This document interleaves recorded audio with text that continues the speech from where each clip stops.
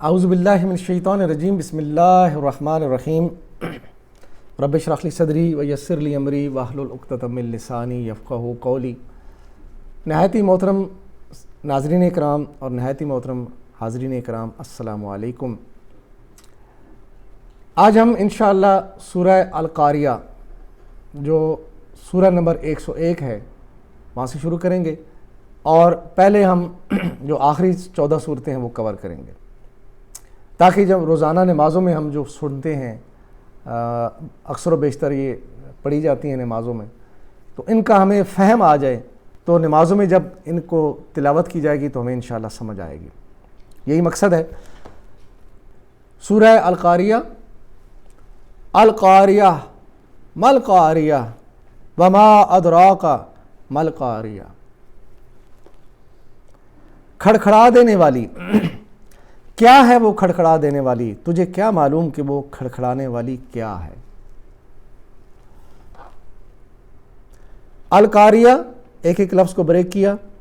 مل قاریہ وما ادراک مل قاریہ، القاریہ کھڑکھڑا دینے والی، مل قاریہ کیا ہے وہ کھڑکھڑا دینے والی، وما اور کیا، ادراک تم سمجھے، مل قاریہ کیا ہے وہ کھڑکھڑا دینے والی۔ القاریہ یہ اسم ہے اور مبتدا ہے۔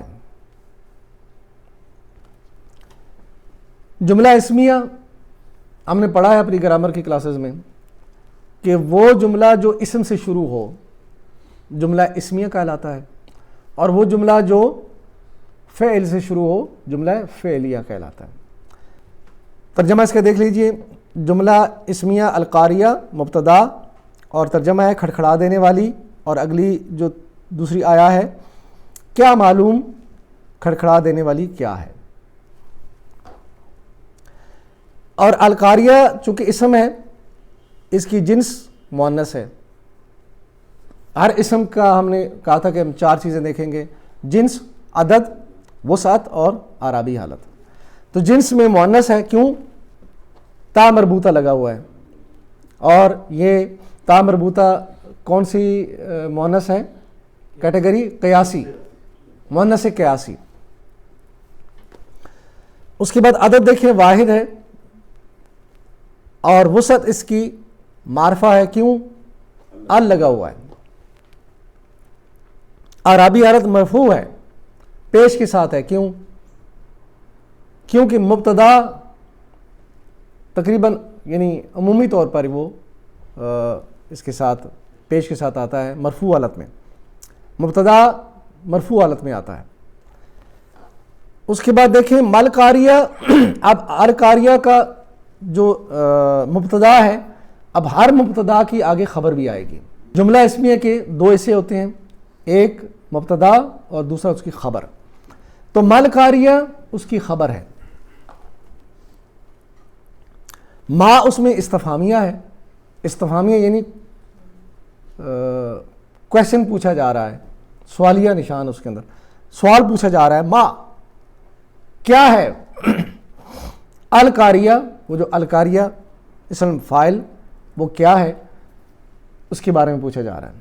مال قاریہ کے ساتھ، ما کے ساتھ جو آگے دوسرے فقرے میں القاریہ ہے، یہ اسم الفاعل ہے، یعنی کھڑکھڑا دینے والی فعل کر رہی ہے، یہ فاعل ہے، لیکن وہ چونکہ فیمیل ہے تو اسم الفاعلہ، فاعلہ کی جگہ القاریہ اس کے وزن پہ ہے۔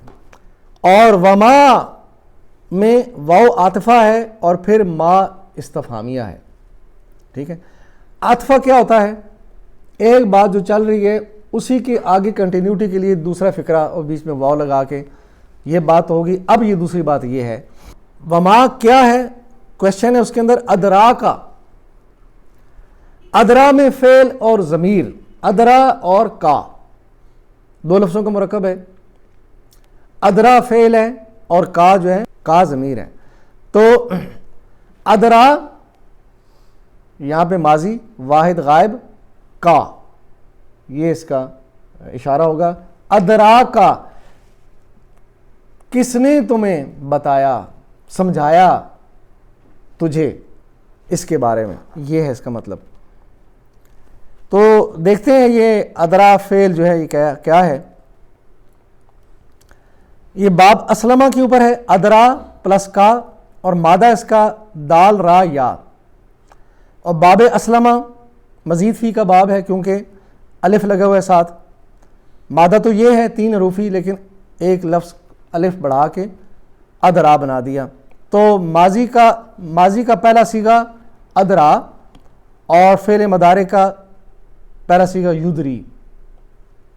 یہ دیکھیں اسلمہ یسلمو اس وزن پہ ہے، ٹھیک ہے۔ تو آخر میں چونکہ یہ رفع علت ہے تو اس لیے اس کو یدریو نہیں پڑھیں گے بلکہ یدری۔ ادرا کا واحد ضمیر واحد حاضر، کا واحد حاضر ضمیر ہے۔ اس نے سمجھایا تمہیں، کس نے سمجھایا یہ کوشچن کیا جا رہا ہے۔ اور فعل ماضی واحد غائب، یہاں پہ اسلمہ کے وزن پہ ہے ادرا، اسلمہ فعل ماضی یہ غائب واحد کے لیے۔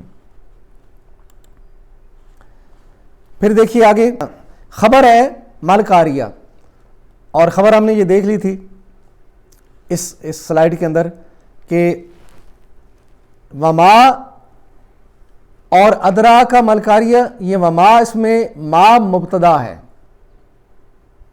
یہ جو پہلا ہے نا وما، اس میں واو عاطفہ ہے اور ما اس میں مبتدا ہے، جملہ اسمیہ ہے۔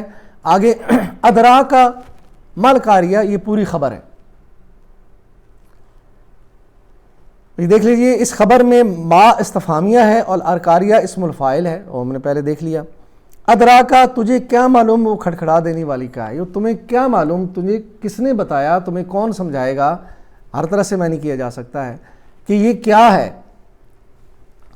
اور ادراکا میں فعل پلس ضمیر ہے، فعل ماضی واحد غائب پلس ضمیر واحد حاضر۔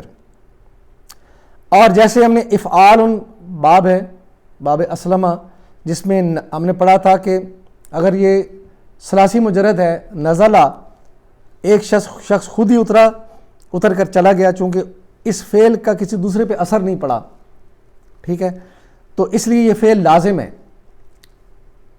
ثلاثی مجرد میں۔ لیکن جب اس کے ساتھ الف لگا دیا، انزلہ لگا دیا، نزلہ سے انزلہ بنا دیا باب افعال میں جا کے، تو یہ بن جائے گا اس نے نازل کیا، یعنی اس نے کسی کو اتارا، اللہ تعالیٰ کی طرف بات جا رہی ہے کہ اللہ نے اپنے کلام کو نازل کیا، تو یہ فعل متعدی ہو جائے گا۔ اور یہ فعل باب افعال میں ہے ادراکا۔ جی اگلی آیت مبارکہ ہے یوم یکون الناس کالفراش المبثوث، یہ آیت نمبر 4 ہے، اس کو دیکھیں۔ جس دن انسان بکھرے ہوئے پروانوں کی طرح ہو جائیں گے، الفاظ کو بریک کیا، یوم یکون الناس کالفراش المبثوث، یوم کا مطلب دن، اور کنٹینیوٹی کے ساتھ پچھلی آیت کے ساتھ ملائیں گے کہ وہ کھڑکھڑا دینے والی کیا ہے، وہ اس دن ہوگی جس دن، یوم جس دن، یکونو ہوں گے، الناس لوگ، کالفراشی پروانوں کی طرح، بکھرے ہوئے، مبثوثی بکھرے ہوئے۔ اور یوم جو ہے یہاں پہ مضاف ہے، یوم مضاف ہے، اور ہم نے پڑھا تھا کہ مرکب اضافی میں ایک مضاف ہوتا ہے اور ایک مضاف الیہ ہوتا ہے، اور اس میں آگے جو یکون الناس ہے، یہ یوم یہ صرف مضاف ہے، اور آگے جتنا پورا فقرہ ہے یہ یکون الناس کالفراش المبثوث، یہ پورا کا پورا مضاف الیہ ہے۔ اور چونکہ مضاف ہمیشہ پیش کے ساتھ آتا ہے اور مضاف الیہ ال لگا کے زیر کے ساتھ آتا ہے، اور اس کی مثال ہم نے کیا بتائی تھی آپ کو، کتاب اللہ، جب بھی مضاف الیہ سامنے آئے آپ کے ذہن میں یہ مثال آنی چاہیے، کتاب اللہ، کتاب کے اوپر پیش اللہ کے ساتھ ال لگا ہوا ہے اور نیچے حالت جر میں ہے۔ لیکن یہاں پہ یوم زبر کے ساتھ آیا، حالت نصب میں آیا، اور آگے پورا فقرہ جو ہے یہ اس کو ہم کیسے دیکھیں گے کہ یہ کون سی حالت میں ہے. کل فراشی تو وہ کا کی وجہ سے ہے، اور المبسوسی یہ بھی کا جو ہے یہ حرف جارہ ہے. ٹھیک ہے، تو یہ دونوں اس لیے حالت جار میں ہے، لیکن پورے کا پورا یہ حصہ یکون الناس کل فراش المبسوسی یہ سارا کا سارا مضاف الیہ ہے اور حالت جار میں ہے. یکون فعل ہے، اس کو ہم دیکھیں گے. اب یہ یکون کانا کی گردان ہے. ٹھیک ہے، اور کانا جو ہے وہ کالا کے وزن پہ ہے. باب نصرہ ہے کالا، اور اس میں مادہ ہے کاف واو نون، اور ماضی کا پہلا صیغہ آئے گا کانا، اور فعل مضارع کا پہلا صیغہ آئے گا یکونو. کالا یکولو، کالا کانا، اور یکولو سے یکونو، وہ ہوتا ہے یا ہوگا، کیونکہ مضارع ہے، مضارع میں دونوں مطلب آ سکتے ہیں. آگے الناس اسم ہے. ٹھیک ہے، اور کل فراشی یہ کون سا مرکب ہے؟ مرکب جاری. اور الفراشی المبسوسی یہ کون سا مرکب ہے؟ مرکب توصیفی، کیونکہ یہ الفراش اور المبسوس دیکھیں دونوں میں اس میں جو مرکب توصیفی ہوتا ہے اس میں دونوں الفاظ جو مرکب کے ہوتے ہیں دونوں جنس، عدد اور وسعت اعرابی حالت میں برابر ہوتے ہیں. ٹھیک ہے، اب دیکھیں مضاف الیہ، یہ سارے کا سارا فقرہ اس کا مضاف الیہ ہے.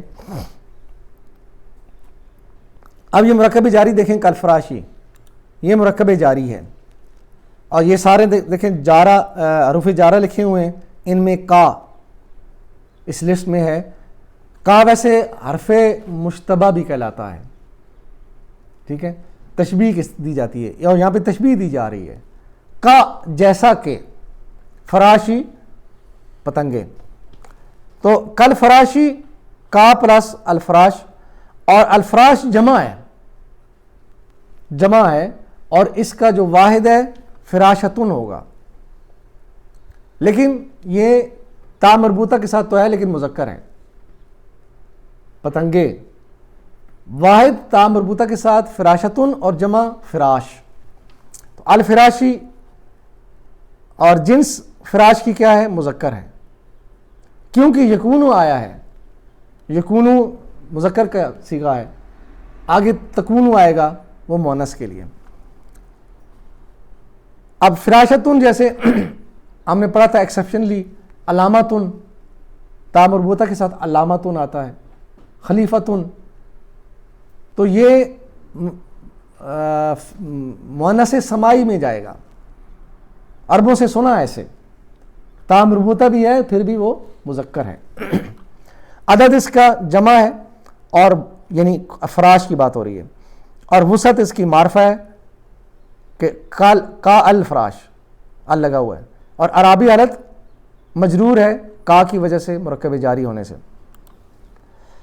اور پھر آگے دیکھیں مرکب توصیفی ایسا مرکب جس میں کسی ایک اسم کی اچھائی یا برائی بیان کی جا رہی ہے اور دوسرا اسم اچھائی یا برائی بیان کر رہا ہو. تو یہاں پہ الفراشی جو پتنگے ہیں ان کی جو صفت بیان کی جا رہی ہے المبسوسی بکھرے ہوئے، پراگندہ پھیلے ہوئے. ٹھیک ہے، تو جمع الفراش ہے اس کی، اور واحد فراشتن ہم نے دیکھ لیا، پتنگے تتلیاں. المبسوسی اسم فاعل ہے. ٹھیک ہے، اور واحد مذکر بکھرا ہوا. ٹھیک ہے، تو یہ ہم نے 4 آیات پڑھی ہیں سورہ القاریہ کی، اور اس کے گرامیٹیکلی انالیسس ہم نے دیکھے ہیں. اللہ تعالی ہمیں قرآن سے ہدایت لینے کی توفیق عطا فرمائے. اور پھر آخر میں اس کلاس کا جو سلوگن ہے، میری زندگی کا مقصد تیرے دین کی سرفرازی، میں اسی لیے مسلمان، میں اسی لیے نمازی. یہ الحمدللہ جو ہم نے سلسلہ شروع کیا ہے قرآن کی گرامر کو سلائیڈ یعنی پاور پوائنٹ کی سلائیڈ بنا کے زیادہ سے زیادہ اٹریکشن دینے کے لیے، زیادہ سے زیادہ فہم پیدا کرنے کے لیے ہماری کوشش ہے. ہم نے اپنی صلاحیت اس میں لگائی اور اس کو آپ کے لیے بنا کے یوٹیوب کے توسط سے آپ تک پہنچا رہے ہیں. آپ اس کو لوگوں تک پہنچائیں. ہم نے اسی کام کر لیا، اپنے لیے صدقہ جاریہ بنا لیا. جب تک یوٹیوب رہے گا انشاءاللہ، اور اس کلاس میں جو لوگ آ رہے ہیں یہ سارے کے سارے اس کے اندر شامل ہیں، اور جو حضرات اس کو یوٹیوب میں دیکھ رہے ہیں ان کا یہ فرض بنتا ہے کہ اس کو لوگوں تک پہنچائیں، زیادہ سے زیادہ لوگوں تک پہنچائیں، اپنے لیے صدقہ جاریہ بنائیں، اس کام کے اندر شریک ہو جائیں، تاکہ ہم آخرت میں اللہ کے ہاں جا کر یہ ہم بتا سکیں کہ یا اللہ ہم نے تیرے قرآن کے ساتھ ہم نے کچھ محنتیں کی، اس کو پھیلانے کے لیے ہم نے کچھ اپنا کردار ادا کیا ہے. اللہ سے دعا ہے کہ اللہ تعالی ہمارے لیے یہ آخرت کا توشہ بنائے. وآخر دعوانا ان الحمد للہ رب العالمین والصلاة والسلام علی رسولہ الکریم. جزاکم اللہ خیرا.